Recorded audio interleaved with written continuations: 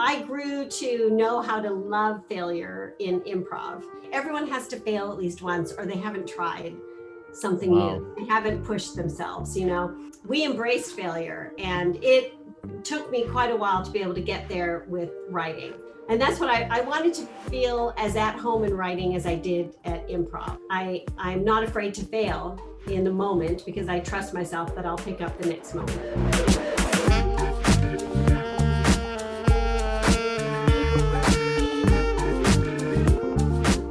You are listening to the Act One podcast. Thanks for tuning in. I'm your host, James Duke. Just a reminder that if you enjoy our podcast, please don't forget to subscribe and leave us a good review. Our guest today is screenwriter Clare Sera. Clare is a very funny and talented writer. She's co-written several films, including Blended with Adam Sandler and Drew Barrymore, and the Warner Brothers animated film Smallfoot. Clare is a wonderful person. We laugh a lot in the podcast and have a really good conversation, so I hope you enjoy. Clare Sera, it's so good to see you. Welcome. Thank you, Jimmy Duke. It is a pleasure and a flattering to be here. I want everyone to know that the truth, I want everyone to know the truth, Clare. The truth is you were actually probably going to be my very first guest on the Act One podcast. And I had a fantastic conversation with you, and we laughed. We did. And we cried. I did. I think we might have solved world hunger. I mean, it was like, a lot was accomplished. Yeah.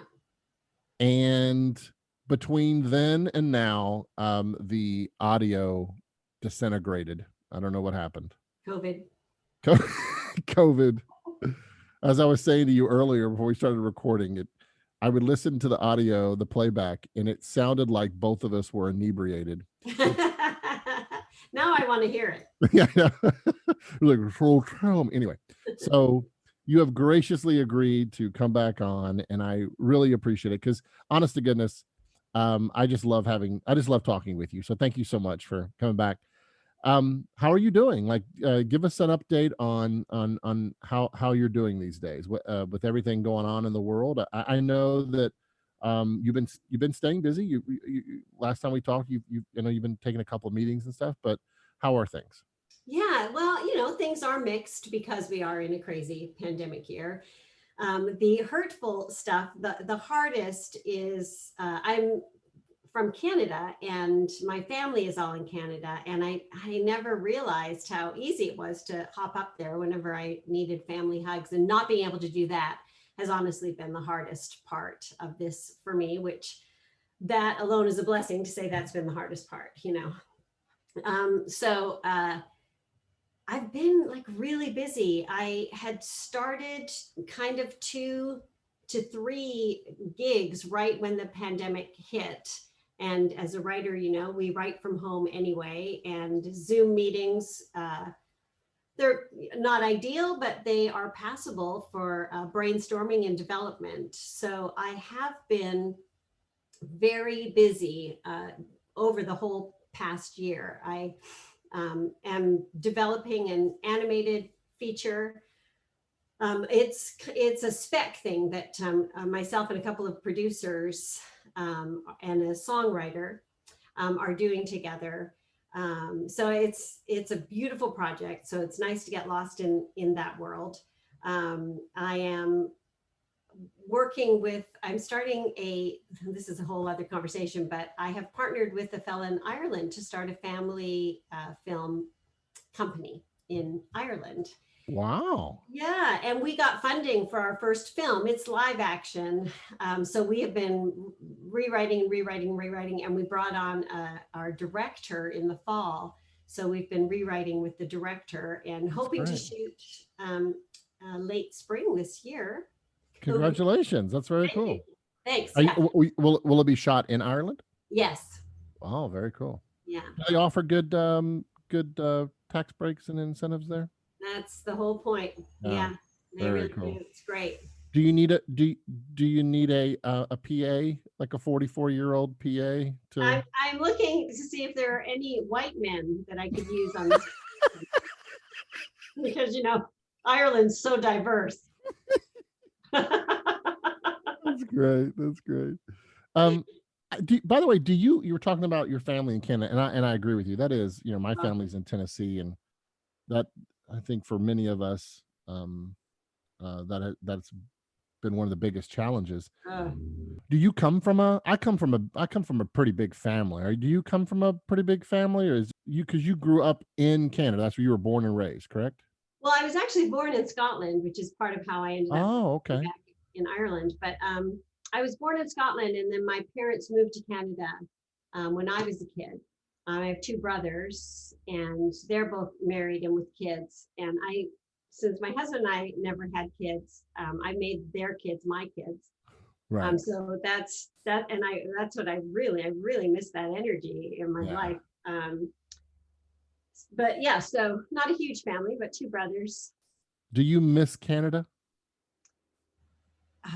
Asked me that last month.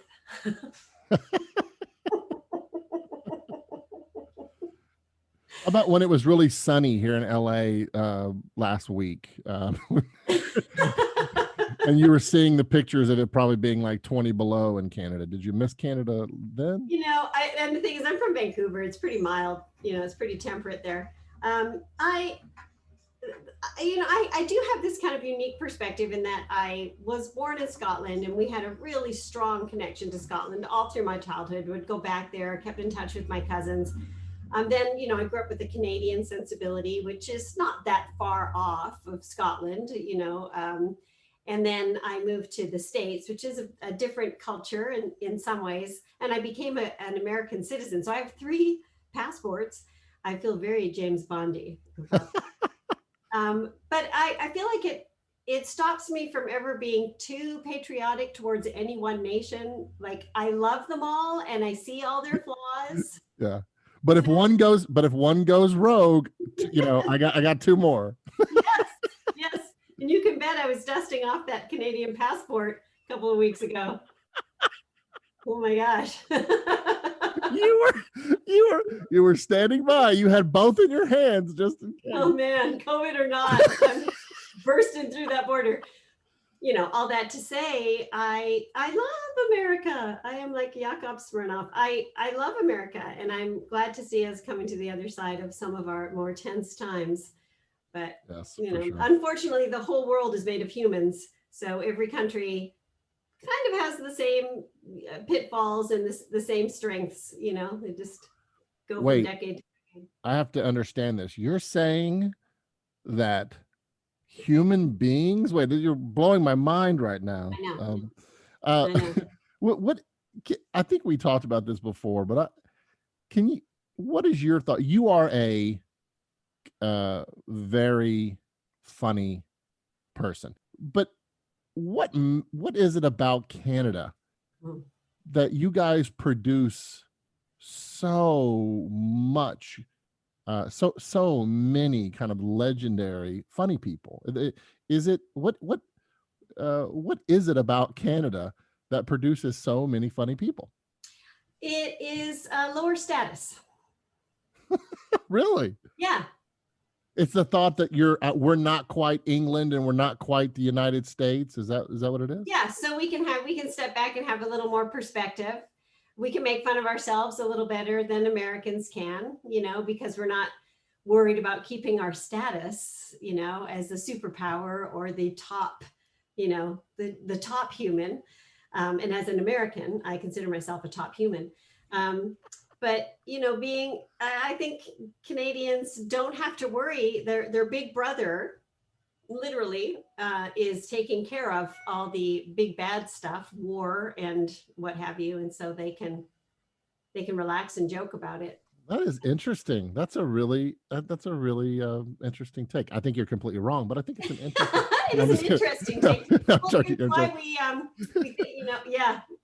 I think status is like a really kind of fascinating. Is that something that would honestly be something that you would hear Canadians discuss every once in a while? Is would that act, or is it just more in the kind of the zeitgeist? Yeah, the zeitgeist, if you will.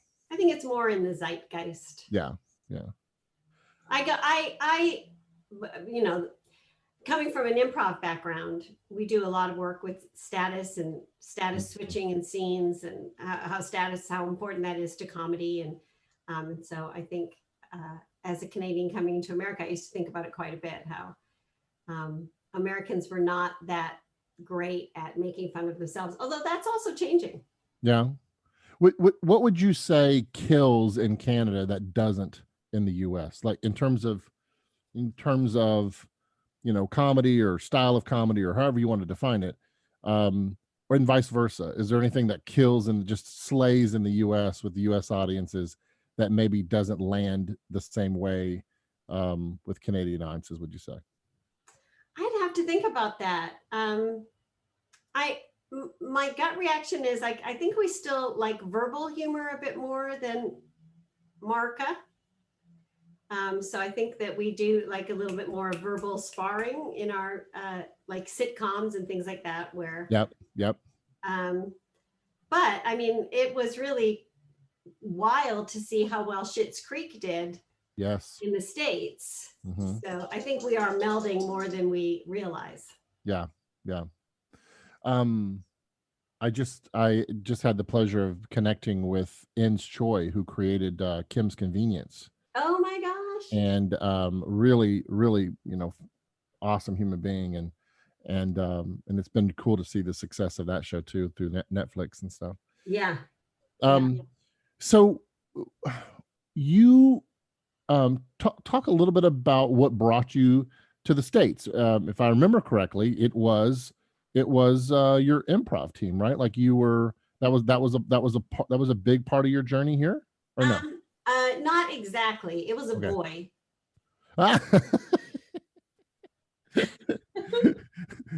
It was we're not going to say who, but it was a boy. It was a boy.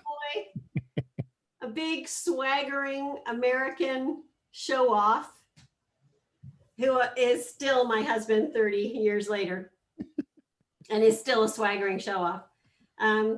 That's what brought me to the States. He seduced you. He went to Canada and seduced you. Yeah, he did. Convinced you to come to. Yeah, he was with a theater company out of Florida, and they came to Canada, and they had to, by law, hire 2 Canadians for the run of the show. And so I was one of the Canadians they hired, and my husband and I fell in love over the run of that show. And did you get your green card by marrying him? I did. Were you his beard? Wait a second. Let's get to this is turned into hard news. What's the truth? No. So you guys fell in love, and so you came. Was that something that you saw yourself maybe doing at some point? Was to move to the U.S.? So that was really Never. Okay. No, not at all. I mean, I love Vancouver, and our plan was to get back to Vancouver, make some of that cold hard American cash, bring it on back to Vancouver. But what happened was we ended up forming a spin-off of the theater company he was with. We formed a spin-off of that company and ran a theater in Orlando for years. And, running a theater was just a joy. It was, I can't even express how fabulous that time was. And it's where we kind of made our friends for life, and then we all moved out to California together as a little troupe. Your theater troupe moved out together. Yeah. And was that your improv group? Yeah. Okay. And I remember you telling me the story about how, because your writing career kind of began with the improv, but at some point you shifted to say, I wanted to focus more on the writing. Yeah. And I started writing plays for our theater. We started as doing improv. I started doing improv in Vancouver, and then with our theater company in Orlando, we did written plays and improv shows. And so then I started writing some of the plays and just kind of fell in love with that process. When we moved out to California, we had a bite for a TV show. We did a pilot as a group for ABC. And that didn't go forward. And then it was like, well, I felt done. I felt kind of done with acting. And realized I really wanted to focus on writing. And luckily for me, another fellow who had been with our theater company in Orlando had moved out here before us and was already an established screenwriter, and he kind of took me under his wing. Oh, wow. Uh, when you now look back, what things do you take away um, from your improv career that you think has really helped you as a writer? Because I know that for directors, we often recommend for directors to try improv, to try acting classes, to try to help them understand how to communicate to actors, and all that kind of stuff. Um, and I've certainly even suggested it to writers. But for you, for someone who performed at such a high level with improv and theater as a background, then shifting to writing, what would you say were some of the key things that you took from that you really think has helped you as a writer? Well, I think two things that are semi-interesting. For writing specifically, it really helped my dialogue for comedy, because I was able to step into other characters and think of different voices, or different opinions, different points of view, status in a scene. It and just being quick and funny, which was great. And I was able to read my own dialogue out loud, to help me to hear it. It super helped me with pitching. To this day, it has made me a really good. I can pitch really well. I wouldn't even pretend to be humble about that. I'm very good at pitching a story. But where it was a little bit of a trap I had to get out of, and was the rhythm of improv is so fast, and we just encourage so much. It's like, first thing that comes into your mind, just blurt it out, just go with it. Yes and, yes and, yes and you can't write scenes with any depth or much conflict that way. And you're just constantly ascending yourself and doing the first, and with writing, it's like, what's okay, what's one more deep, what's one more below that, what's one more level below that. Yeah. And it took me a while to stop writing screenplays where every scene had a button, and be able to extend and go into any depth with my characters. Really took some time. In fact, I that's why I stopped performing, was to get out of the rhythm of improv, and to be able to get into the rhythm of writing, which is different. For me, I had to do that. Do you recommend for emerging, young writers to try their hand at improv, to spend time with performers and actors? Do you think there's a real benefit in that? Yeah, if I was king of the world, I would force it. It's like it would definitely be part of curriculum in any kind of film school. And there's no loss in writers getting out of their pen or their computer and into the real world, saying things out loud with other people. And the beautiful thing about improv is that you surprise yourself, because you're not in control like you are at your computer. You're not in control of what's coming next. You're vulnerable, and your brain goes into survival mode. It's like, how am I going to survive the scene? These people are looking at me. It's my turn to speak, whatever. And you do, and you say things that surprise yourself. And it makes me think of, I used to teach quite a bit of improv for writing. And I had a quote, I wish I'd looked it up. It's Henry Newen, but he talks about the act of writing as an act of self-discovery. And if you already think what you're writing, it's old for you. It's old. It's like, if you're not discovering as you go, it's also the act of coming into God. It's like, then you're just like telling some story that you have false control over. But I love improv as an act of discovering like your real soul, like really who the quirky you is, like where you and God meet can really come out in with a good improv teacher. And it's a joy. Do you miss it? I do. And so from time to time, I force my friends who have theater companies to let me get on the stage. It's 100% true. And your original troupe, like you guys were a talented little group, right? Like a lot of the people that were a part of your troupe have gone on to do all kinds of other great things, right? Yes, we are a talented bunch, and we had a great chemistry together. And um, our um, our biggest claim to fame is Wayne Brady came from our little group, Yes, that's right. Yes. and he hosts Let's Make a Deal now with Jonathan Mangum, who is part of our group, Oh, wow. and then Joe McCrary, who is the Yep. star of Dwight in Shining Armor on Yep. BYU. Yep. And Matt Young, who is a writer on, he was a writer on Blind Spot for the last couple seasons. And yeah, it's just an amazing bunch of talents.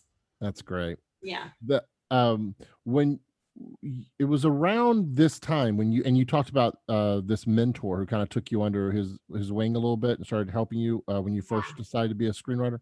Yeah. Um, what it was around that time when you found Act One, is that right? Because you were a part of the very first. Yeah. You were part of the inaugural class of Act One in 1999, right? That's right. And was it around that time? So had you been starting for a while, or were you pretty green back? Well, both. I was already working with Carrie. Carrie Kirkpatrick was my friend and mentor. Got it. And so we had already sort of gotten together, and I had started. He was trying to get an intern program going at DreamWorks, where he wrote for animation there. He had written Chicken Run for them. So at the same time, I was, back in the day, I was nervous. They say this is particularly female, but I was nervous about calling myself a screenwriter without ever having taken a class. And at that same time, I had gone to see a play at the Actors Co-op. Yeah, Actors Co-op, yeah. And they had absconded my personal information somehow from me and to send me emails. And I got this email about Act One. And I was like, oh, in a month-long program. You know what got me the most about it was that it was writers who were working. It wasn't professors. It was people coming off the lot and talking to you, because having been in the business from an acting side, I knew that things change. It's like, I don't want to hear from a professor who worked 10 years ago, and that was really exciting to me. And it was great. The program was great. I did feel like I came out the other side really knowing the craft, which I didn't know. Yeah. Yeah. I think that's one of my favorite things about Act One is, I think Scott Teems or someone, he talked about it's relevant, being relevant. Yes. Is we've all known of great educational programs around the country where you can learn the basics of screenwriting, but the relevance of someone who is literally, when they're not teaching you in that class, they just came out of a writer's room where they're breaking a story for that episode that has to air in 3 weeks. Yeah. That's important, Yeah. It was after Act One, you eventually found your way over to DreamWorks. Is that right? After a year or so, were you? Yeah, it was all around the same time. I started a spec at Act One, and I got some good feedback from some folks there. And so when I finished that spec, I gave it to Carrie and said, okay, this is my first attempt at a real screenplay. And he felt like it was good enough to take into DreamWorks as a sample, because it was a live action, but as a sample. And they liked it enough to let me pitch on a movie idea. It was actually for the movie that ended up being called Shark Tale. Oh, okay. Yeah. I remember that movie. So I pitched to Jeffrey Katzenberg, my very first pitch in Hollywood. Unbelievable. Your very first pitch was not to like an underling, but you pitched to Katzenberg. Yes. Oh my gosh. Yeah. It was terrifying. I just had a flop sweat the whole time. And he was I just appreciated getting advice from people who had literally pitched to him before. Yeah. Because I knew what to expect, and they nailed it. I mean, he was so just deadpan through the whole, and I'm used to improv. I know how to get a laugh. I know how to ring a moment. And I'm doing my shtick. I've got my tap shoes on and I'm getting nothing. And like the sweat is just starting to bead up in all the places.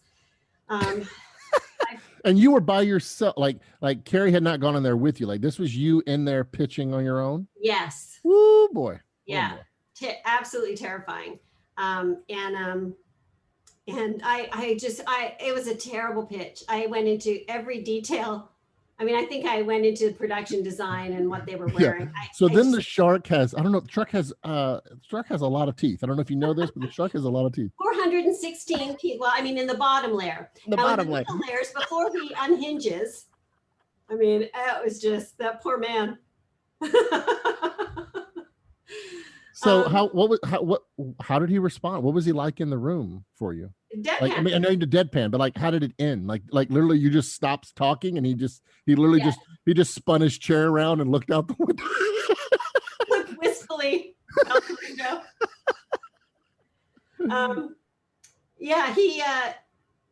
He was very nice at the end. He was nice to me because Carrie had brought me in. So, and he was very nice to me and he said, well, a lot to think about. A lot to think about. Craziest ending to this story is that I got it. Really? Yeah. Wow. But this was back in the day when they had 2 or 3 different writers write completely different treatments on the same idea. Okay. While I was writing my version of the treatment, somebody else had come up with the idea that ended up being what the movie was, which was Takeoff on Get Shorty. And it was super commercial. So they would hire. So you got paid. Yep. And two other writers got paid. Yeah. All 3 of you were paid to write a treatment. Yeah. And so the other 2 probably went in and pitched as well. Yeah. And wow, fascinating. But that was your first like official paid gig for a studio. Yeah. Wow, that's something else. Wow. So so clearly you learned to get better with pitching, right? Yes. But I found the edit button. Yeah. Did you end up working with Katzenberg after that too? Did you have a few more times? I got hired again. After they went a different way with Shark Tale, but they liked they liked the work. Yeah. And so they brought me in to pitch on other ideas that were sort of more out there that they were just kind of maybe exploring. So one of the things I used to talk about this a lot in my pitching classes. So I was brought in to pitch to the underlings because Katzenberg would not sit through another one of my pitches. So I was brought in to pitch to these 2 producers and they wanted me to pitch on 2 completely separate ideas on the same day, like come up with 2 whole cloth pitches. And Katzenberg was famous back then for like literally be one word. And the words I was given were kangaroo, and gosh, no, I can't even, circus. Wait a second. So you would be given one word? Yes. So you'd be given one word, and so then you have to come up with an entire concept based around one. You have no idea what direction. They want you to come in and pitch a direction. Yeah. To pitch a whole cloth idea. Yeah. Wow, I did not know that. And you had to do 2. Yeah, 2. Come up with 2 completely different worlds, 2 whole beginning, middle, end. And of course, I thought the circus one is the strongest because it was based on Mutiny on the Bounty, like an animated Mutiny on the Bounty. Okay. But and then the other one was Kangaroo, which I loved. But I pitched the kangaroo one first because I thought circus was stronger and I needed to finish with bang. I pitched the kangaroo one and I could literally see them, Jimmy, like starting to yawn. No. Yeah. And I'm like, oh my gosh, I have a whole other pitch. And I had the genius of the spirit in the moment was like, hey, before I go into this next one, I'm a little thirsty. Could we get some Mm, Coca-Cola? yeah. So we stopped. They literally brought in Coca-Cola. I waited till they had sugar in their system, and I knew I had that it would peak at I had 12 minutes for this next pitch. So they got the sugar in them. I pitched them, and I ended up selling that pitch too, which was great. So smart. So smart.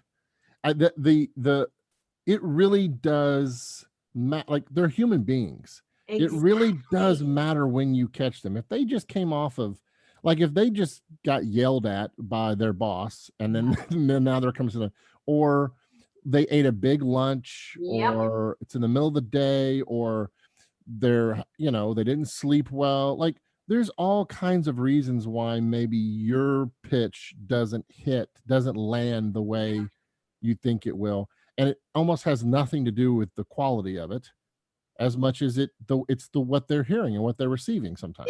They're certainly, if not equal, and what you're saying about them being human is the point. And I started to learn about the value in the small talk, because at first, like, I was like, oh, what small talk, who cares, this is just wasting time, it's just going to tell you a story, you're going to like it or you won't. But you are right, it's not that. And it's about meeting those people where they are. When I did improv, especially street improv, we would talk about, you have to meet the audience where they're at. You can't come in with your bowling over energy. It's just going to be offensive and you're not going to connect. So you meet them where they are, and then you try to raise the energy up and bring them with you. And that's what pitching is. And it is worth it to do a little bit of small talk, to find out kind of where they're at, to find the personal in your story, and to say that before I tell a story. Now I tell why I want to write this story, what I found in this story that had connected to my life and my heart, and let them see that I'm a human.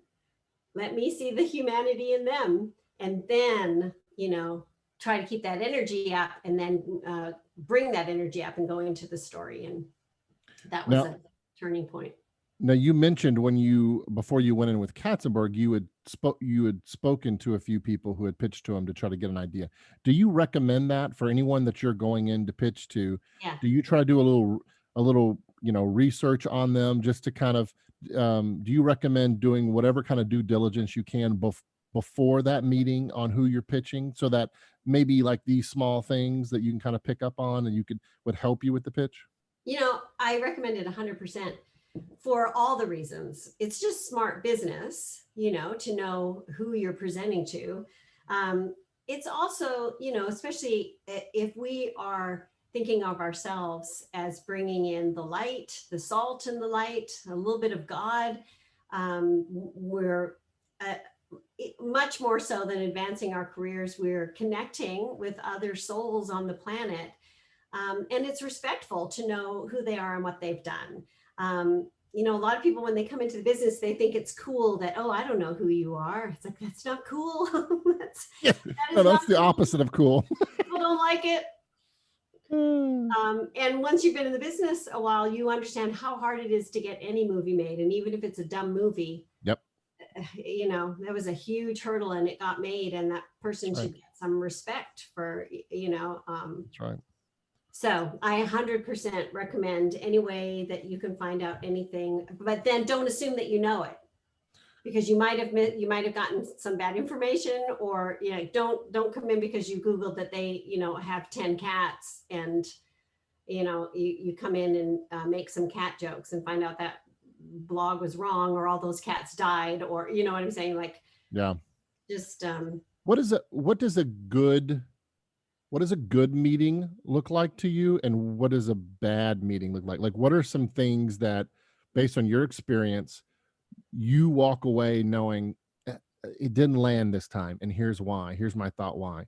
Or I slayed this time, and here's why. What were some of the responses in the room? Like, if I'm listening to this as a writer, and I want to know what to anticipate in the room, when I know when I'm working, and when it's working and when it's not working. What are some of your thoughts or tips on that? gosh, that's a really hard one, because producers take it in differently.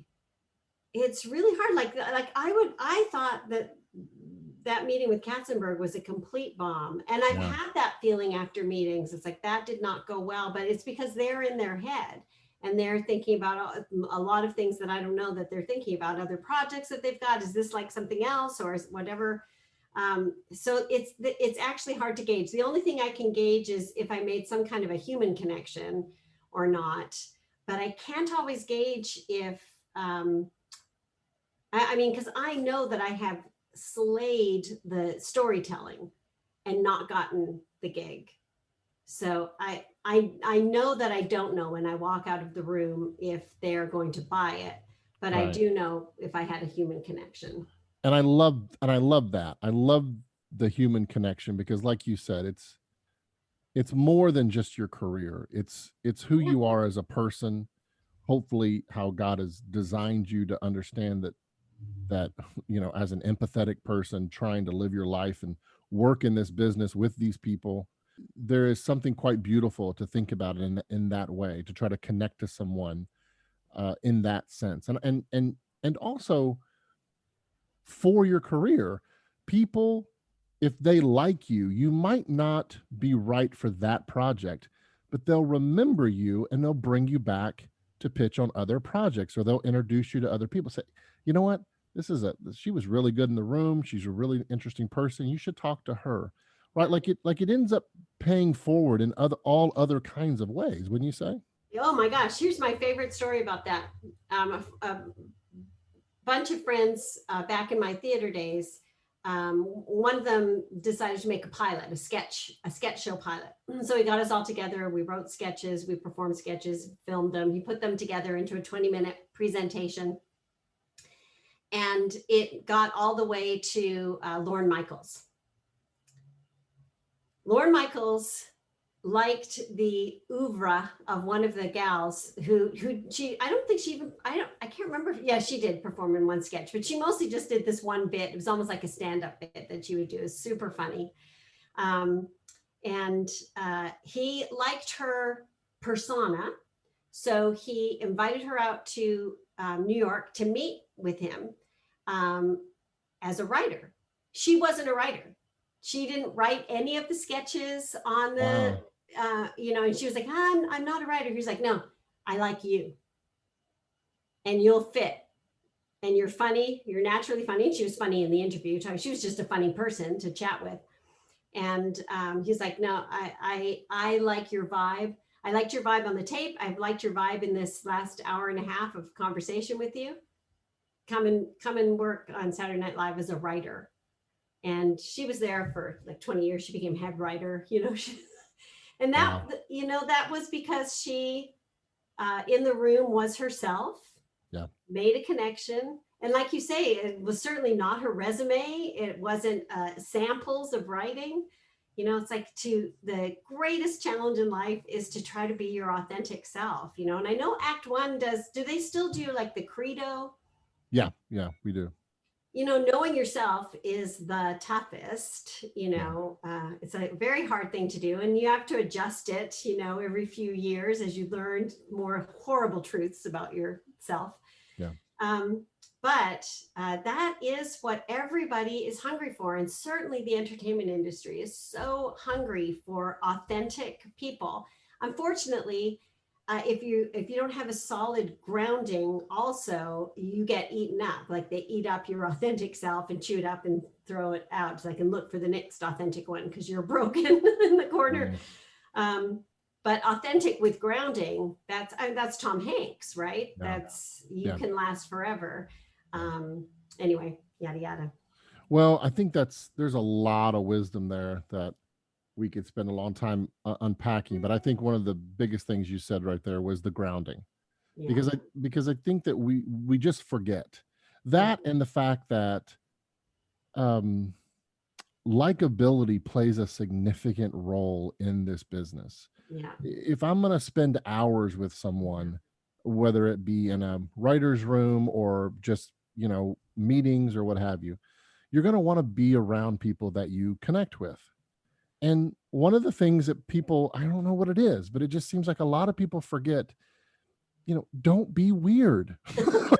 like, You know what I'm saying? Like, don't be the person that weirds people. I don't like everyone in town is weird, right? Like weird in a quirky way. Sure. But don't be weird in a creepy, like, I don't want to be around you, you know. And what is that? It's inauthenticity. Yes. Or not knowing yourself enough to be comfortable in your own skin. Yeah. There's nothing more attractive than somebody who has a right self-esteem, not too high, not too low. I think there's a scripture about it. Yes. I'm sure there is somewhere. But that it's so attractive to meet somebody who is okay with their flaws, you know, and comfortable with their strengths.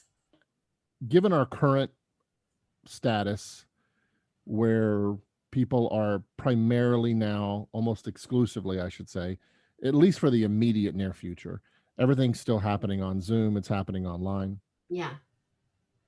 What is your advice for pitching on Zoom, taking meetings on Zoom? Is there anything that you do slightly differently than when you were in the room? Yeah. And what's your advice for that?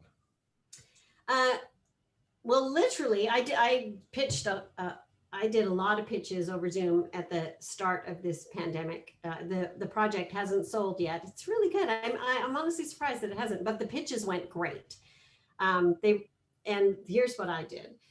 It was actually kind of fun for me to be able to, you know, if you can have your document at eye level with the camera. And so like it's like a newscaster, you can read your document and scroll it so that you keep it at eye level. And it really looks like you're telling them the story, but you have to practice that. I mean, you have to take that seriously and practice it like you're putting on a show. Like a teleprompter, like you're creating like your own teleprompter that you are just scrolling yourself to try to keep your eyes up here as much as you can. Eyes up here. And I recorded myself doing it. Oh, okay. So you could then give yourself notes, like look back on it. Oh, that's smart. It's a great tool to record yourself doing the whole thing and see when you get weird and then just stop being weird. Why does my left eye just keep turning slightly? I don't understand. Yeah, you have to get used to your face, which nobody can get used to their face. Yes. And what I would do too is because they mute themselves, so that's kind of weird. Like you just have to be prepared that you're not going to hear any laughs or gasps or whatever. But I would try to make my Zoom that up in the the little panel at the top of faces that I could see one face, like because the document covers everybody else pretty much, but that I could see one of the people that I was pitching to, that I could see their face in the corner and I could kind of gauge, are they still with me? That's really good. That's really good, Claire. And, I will say this too, for pitching, this is one of my little secrets. And I would do it over Zoom too, although it'd be a little more planned over Zoom, not quite as, but I would almost always, at least once in the middle of a pitch, break the pitch, get outside of the pitch for a second, keeping it relevant. Like if I'm pitching a story, whatever the story is about, find something relevant that's happening in the news, or if it's a true story from your own life, just break the pitch for 30 seconds and say, this is actually kind of funny because it's ripped from my own life. My brother actually did this to me once. True story. Anyway, and then get back into the pitch, because nobody can keep their mind, especially on Zoom. It's like, give them a break. It gets their attention again. It's like, wait, the rhythm just changed. Oh, I'm back in it. Give them a zig. Give them a zig and a zag. Give them a zig, man. Zigzag. Well, and the thing too to remember, like we were saying, earlier, they're human beings, and they might have just had 4 of these in a row. Mm-hmm. And you're exactly right. Like it's like you're just giving their brain just that little bit of, oh, okay, I'm back in it kind of thing. Yeah. And reminding them that you're a person. Yes. That human connection, giving them a little bit, and those are things that they remember about you, right, Claire? Yes. It's like, oh yeah, I remember she said that her brother, this is the woman that talked about her brother treating her this way. Yeah. So I'm just kind of tracking along here with your career. Right. Your first feature film credit. What was your first feature film credit? Oh, Blended. Yeah. And that was a project that before it got to Adam Sandler, you wrote that with a writing partner, is that right? Yeah. The path to Blended was after, working at DreamWorks Animation with Carrie, getting some of those treatments sold. Carrie recommended me for Curious George, the animated movie. And so I got hired on Curious George, and I worked there for a year. It was an amazing experience. It was my first studio film that I worked on.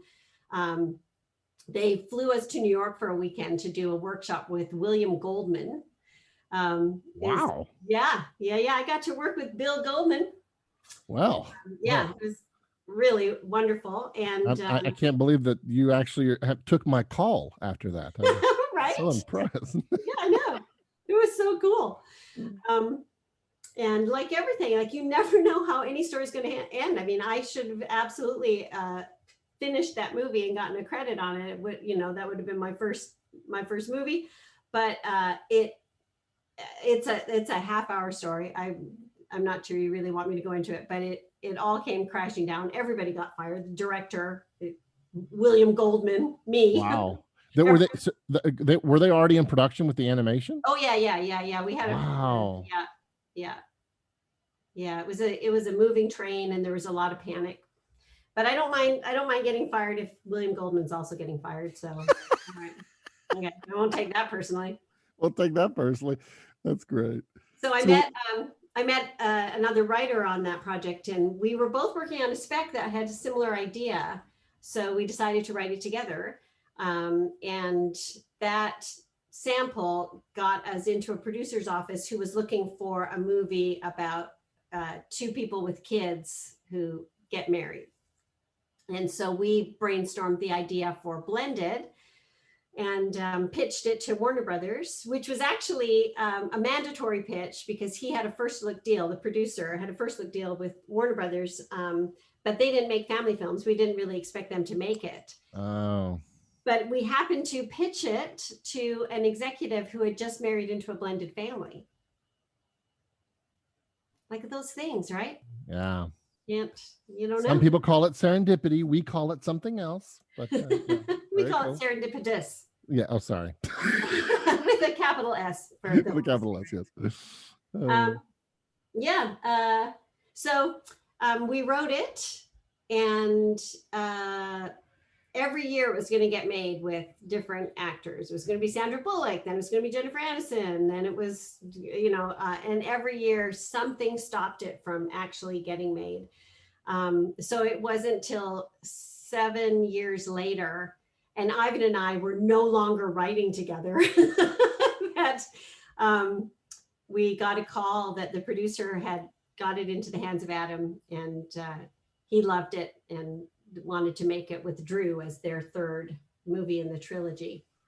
So can you take our listeners back a little bit and kind of explain this crazy process, which isn't unusual, believe it or not, for those who are listening.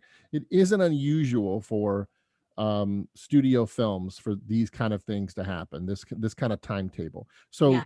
you and your writing partner wrote a screenplay which was purchased. It was purchased outright by the studio. We sold the pitch, so then they paid us to write the screenplay. So you sold you sold the pitch, and then they paid you to write the screenplay. So you were paid for your work. Yeah. And then now it was in their hands. Yeah, they owned it now. They owned it, and it took them 7 years to basically package it, put it together, get someone behind it.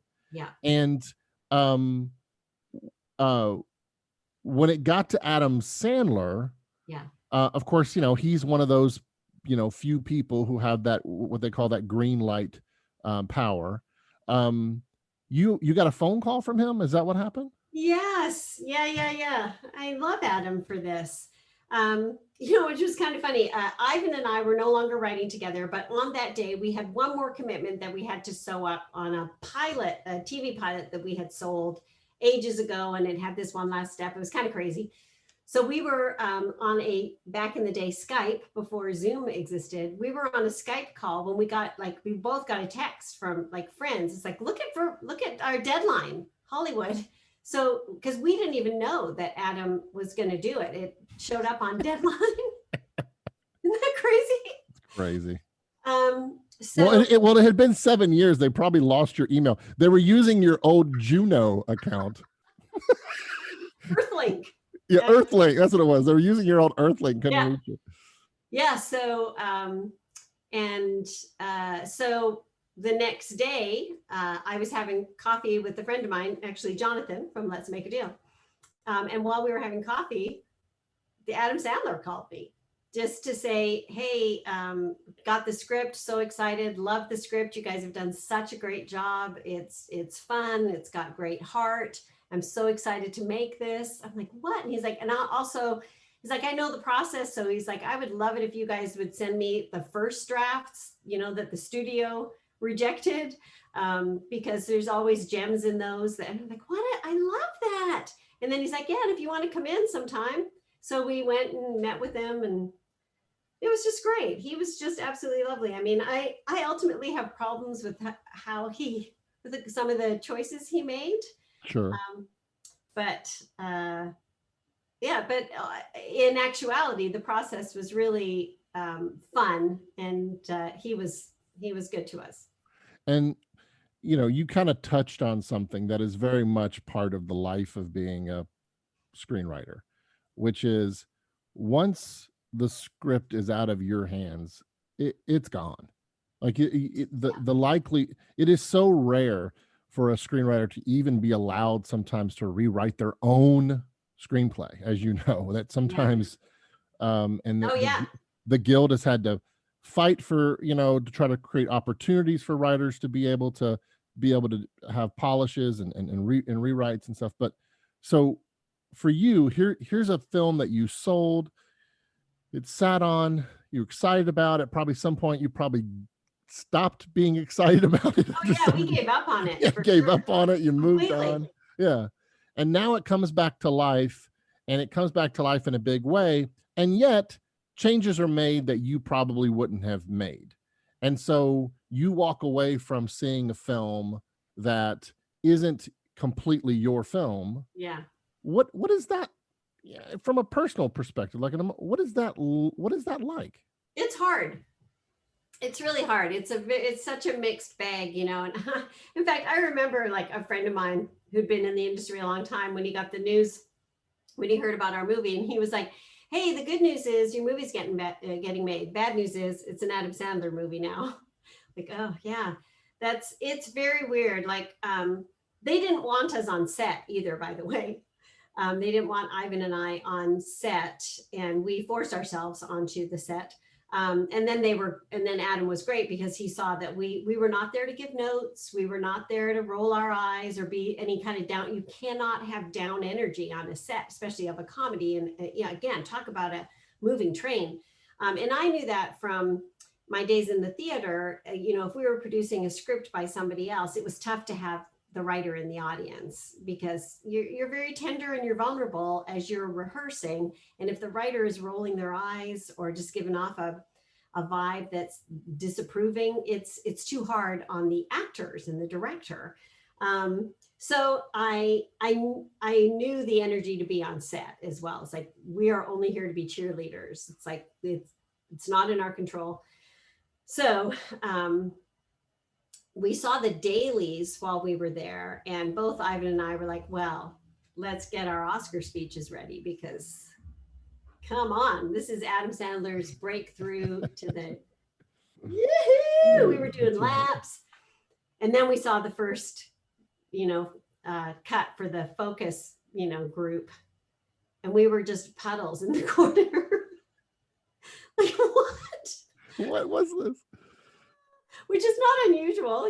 The dailies are always better than the first cut, but the direction he had gone, it really, there's a nausea that is only for seeing your work misinterpreted in your eyes, and that there's nothing you can do about it. There's a type of nausea. It's like, oh no, this is going into the world with my name on it, know? Yeah. And I'll tell you, I know you know this, but critics, not only do they not care what the actual story is, they will make up facts. So, you know, big surprise, journalists make up facts sometimes, but they would write these reviews like, well, this script was written for Adam and they reached for all of it, you know, like they made up this whole story about how we wrote this script groveling to get Adam Sandler to, you know, Wow. anyway, stuff like that, where you just, Yeah. you got to just be able to let it go and enjoy the ride.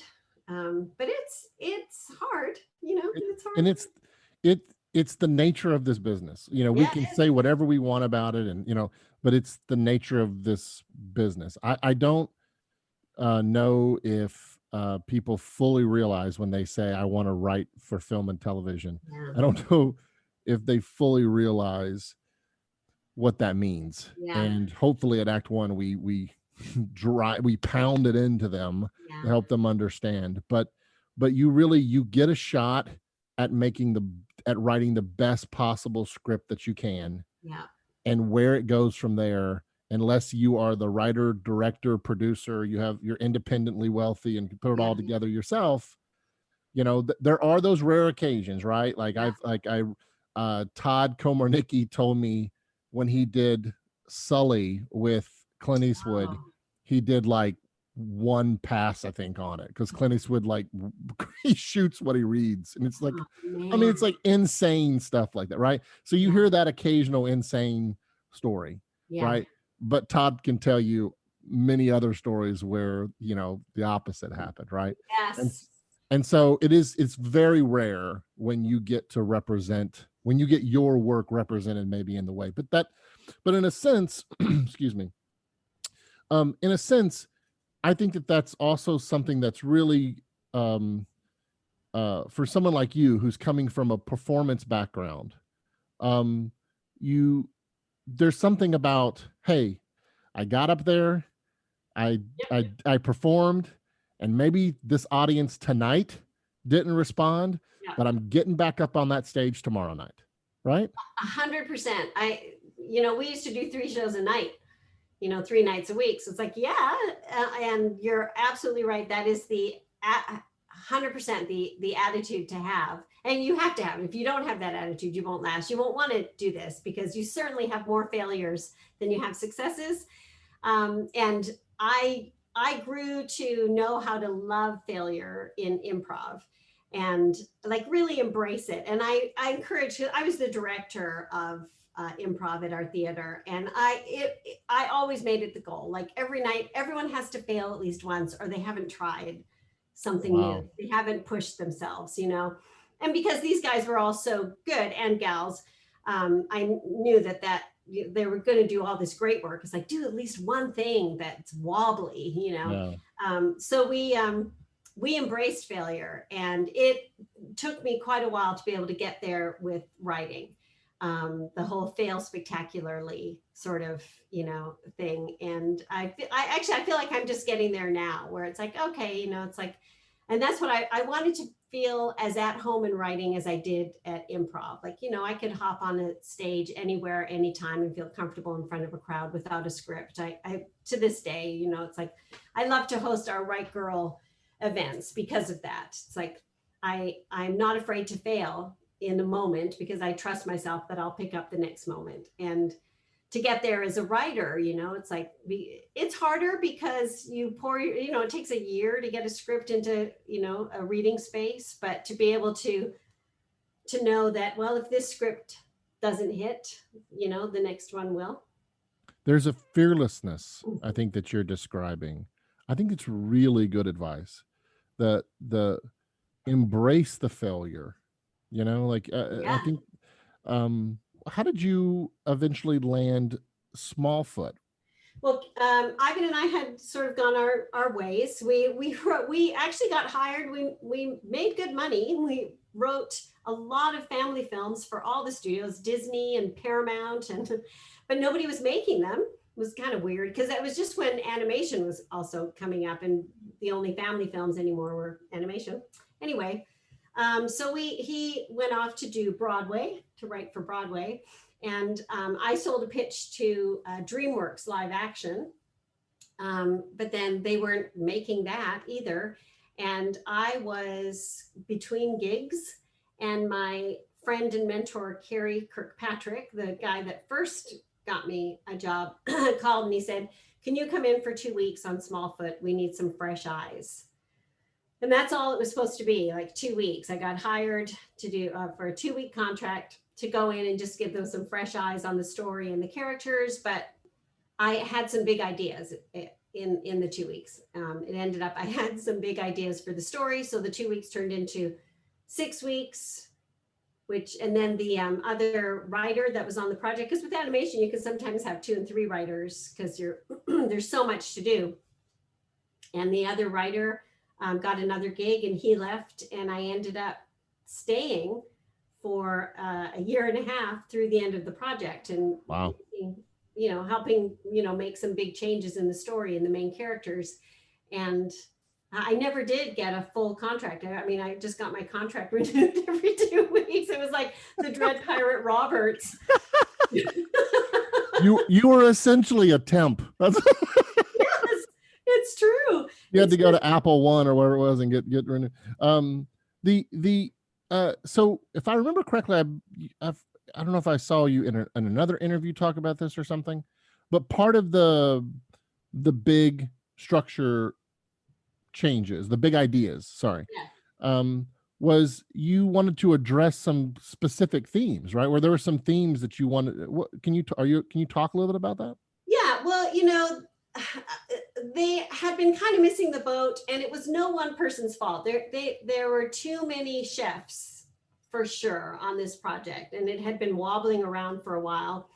And they had a bit, without realizing it, and this was before #MeToo, although all women were living #MeToo for a long time before it became a hashtag. It was a bit misogynistic.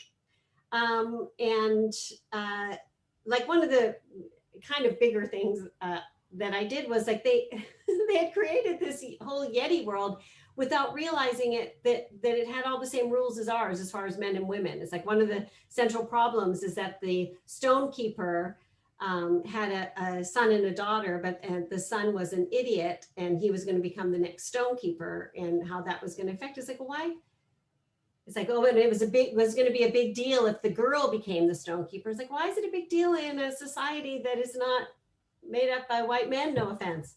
Like we can they don't have to have these preconceptions, and that kind of blew things wide open. We're creating an imaginary Yeti world. We can come up with our own Yes, our own prejudices. Yes. Like, no, they must have 3 equal yet separate branches of government. Yes. Those things are a given. Now from there, it's a crazy society. No, you guys, more imagination. It also reminds me, Jimmy, of one of the first specs I wrote was about the world's worst guardian angel. And when I was pitching it, and somebody asked me about like the rules of the angel world, and they were like, so, but who was this angel before? And I was like, no, it's an angel. It's an angel. Yeah, but who were they, when they were on Earth? And I'm like, no. Like their angels are a whole other species, a whole other being. And they're like, that is clever. And I took the credit. I was like, yeah, I thought that up. That's great. Now that is clever. So, you touch on this. So let's talk about this just a little bit, because I think that this is something we don't talk about enough. This is something that I want to do a better job of. It's something that I want Act One to do a better job of. It's something that I want the church, followers of Christ, to do a better job of. And that is this. Part of the problem that you probably experienced right there was that most of the eyes on the project up to that point were male eyes, and they didn't even comprehend what you're talking about. Yes. Just didn't see it. Yeah, just didn't see it, right? Like they're not sitting around twisting their mustaches saying we can't wait. It's a blind spot. Yes. So what can we do to and here's where you're going to solve world hunger here. But in all honesty, I know you're also a part of that great organization, Right Girl. There are lots of things that we can be proactive in creating projects and working on projects and developing projects in a way that is more inclusive and that is open to that other person's perspective that we maybe are just completely blinded to. So specifically when it comes to women, Yeah. what is it that we can do to essentially do a better job? I would love for Act One alumni to be known at being better at this than anybody else. How can we do a better job of having the eyes to see what you saw when you looked at that project? Well, here's a nice little bookmark. Think about status. Who's got the status in the room? Why do they have the status? And completely admit, all of us constantly admit that we are not getting this right, and we're not going to get it right this year or next year or the year after. And that there will be lopsidedness as we move forward. That it's not about it, that it's okay to hire a mediocre female writer because you'd hire a mediocre male writer. It's okay. It's like to not be like, we used to be told, women, we'd be told that we had to be unstoppable and undeniable so that we could get hired, which is not fair because men don't have to be unstoppable and undeniable to get hired. They have to be good enough. But women have to be undeniable. We have to be the absolute shining star. And that's any minority, has to be the undeniable. And it's like, well, they don't have to be undeniable. They have to be available, authentic, hopefully, good. I think it's just like have mercy on the fact that that it's inequitable, and know that, and I think about this with Right Girl specifically, like the girls that we're dealing with, the at-risk girls in Los Angeles, are the first ones of their family to go to college. When they go home to have a meal with their family, they're at college all day, they're working, they're expanding their mind, they come home and their family are not college educated. So they're not continuing that conversation at home. Their families are wonderful and warm and beautiful, but they're not up on the news and educated. So those girls are not encouraged to be like that at home. So like, we don't even know as whiteys how much we get from our parents subconsciously. That's, and that we are encouraged to speak well and think on these things, think on higher things, think on the news, discuss and debate. We are coming in at such a level of privilege that we are unaware of. And I know that white folks right now are hating all these words like triggered and privileged, but they're all true.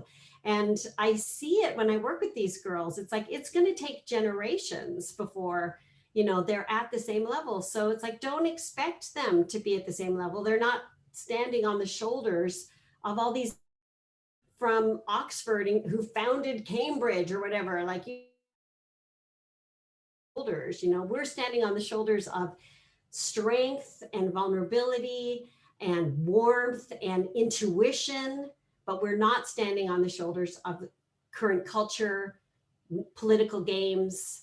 We're just learning those, and it will take generations before, and I'm speaking for all minorities, before we are level in the boardroom, so don't expect minorities to have to be the undeniably best.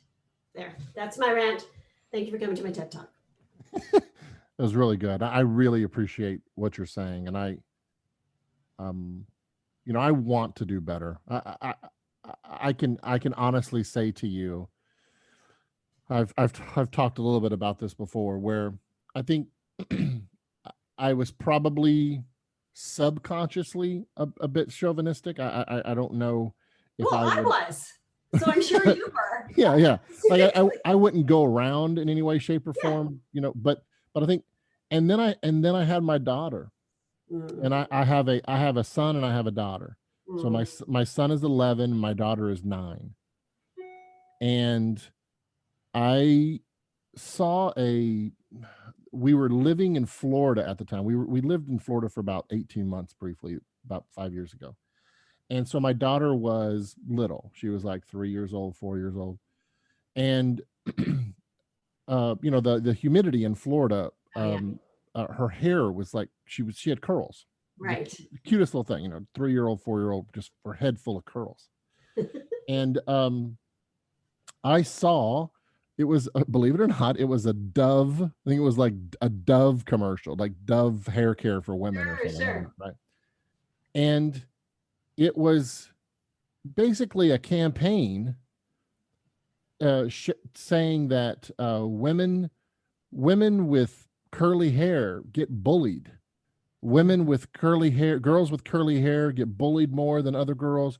Girls with curly hair get treated differently than other girls. Like they were always told to straighten their hair, and I think the campaign was like, no, you don't have to be yourself or whatever. right, right, right. And it introduced me to a world I had no idea of. Yeah. But the rage that filled my soul at the thought that someone would look at the curls on my daughter's head, right? Yes. And it was like in that moment, it was like God's spirit spoke to me and said, "Well, now imagine being the father of a young black man, Right. a young black boy. Now imagine being now imagine you being that woman, you Mm, know." And it just it hit me and it convicted me, and I realized, okay, I've got to start to rethink some things. And so that's why I say to you, I think that we want to do a better job at Act One. I've stated it publicly. We need to do a better job because I want to see people of faith leading these conversations, leading the change in our industry, yeah. not the ones being drug along for whatever reason. So It's too late for that, but we yeah, can at least not slow it down at this yes, point. We're not at the forefront no, of we're not, compassion. we're not. Um, but you are, Jimmy. I mean, you clearly have an open heart, and I love that you had that moment. I mean, a lot of men wouldn't stop to have that moment, and it's easy for us women to be frustrated because we have been the lower status. We're Canada, and we get to we do the same within ourselves, like the bullying with curly hair. It's like Yeah. we humans are always looking for status. I mean, that's the whole Christian message, is the cross. It's cruciform. It's upside down. The least, it's like God is always calling us. It's like the Christ way is to be the least in the crowd with right self-esteem, not like, false martyring, but with right self-esteem, to be the least among us. And the church is not enjoying that message, or it's walking into that status right now, and it will be good for it. It will be good for the church to be disdained for a while, and it'll be good to be lower status. I think that the next, you know, however many years, the battle for the soul is going to be waged between, do we want power and status, or do we want to be known by our power and status, or do we want to be known by love? We want to be known by power and status. We've made it clear over 2,000 years. Yeah. And We've made it clear. that's the battle. That's the battle. And that's it's going to take us a long time. And Um, God is very patient. I really enjoy talking to you. I Yeah. think that you are full of well, you're full of it, but I also think that you're no, Thank just you. no, I'm joking. No, but I think you are full of so much grace and wisdom and insight, and I just want people to know you more. And I hope they can follow you and on all your future projects. And I'm just so grateful to who you are and what you've been to Act One. You've been so generous to Act One over the years and coming back and teaching and offering mentorship and support. Before we go, though, you talked about Right Girl, and I want to make sure that people who Mm, listen to this have a chance to maybe support Right Girl or anyway, what is Right Girl, and maybe how can people connect to it if they're interested? Very easy. You can go to rightgirl.org. That is right as in WRITEGIRL.org. And you can make a donation there. $10, everything helps us. Or you can just check out the organization. Perhaps you want to be a mentor. We pair at-risk girls in Los Angeles with professional women writers. And you've been a mentor for them from the beginning, or from the very first meeting. That's fantastic. Yeah. And did I see on social media that you have a proud alumnus of the program right now? Right now, in this moment, our National Poet Laureate, Amanda Gorman, who read at the inauguration, is a Right Girl graduate. We're very proud. You should be proud, because she was absolutely stunning. Her words were stunning, and she was stunning. Yeah. Well, very cool. Well, thank you, Claire, for everything. And is it okay if I say a prayer? I like to end these by praying for my guests. Can I pray for you? That's what I came for. Let's pray. Our most gracious Heavenly Father, I just thank you for today. Thank you for Claire. Thank you for how you have uniquely created her to be such a voice of truth, goodness, and beauty. God, thank you for crafting her with such grace and kindness. God, I pray that you would continue to inspire Claire, that you would continue to draw her close to you, that she would be able to continue to be an inspiration and a beacon of hope to those who so desperately need it. God, I pray that you would bless her work, you'd bless her family, you'd bless her career. And thank you for this time. And we pray this in Jesus' name. In your promises we stand. Amen. Thanks for listening to the Act One podcast, celebrating over 20 years as the premier training program for Christians in Hollywood. Act One is a Christian community of entertainment industry professionals who train and equip storytellers to create works of truth, goodness, and beauty.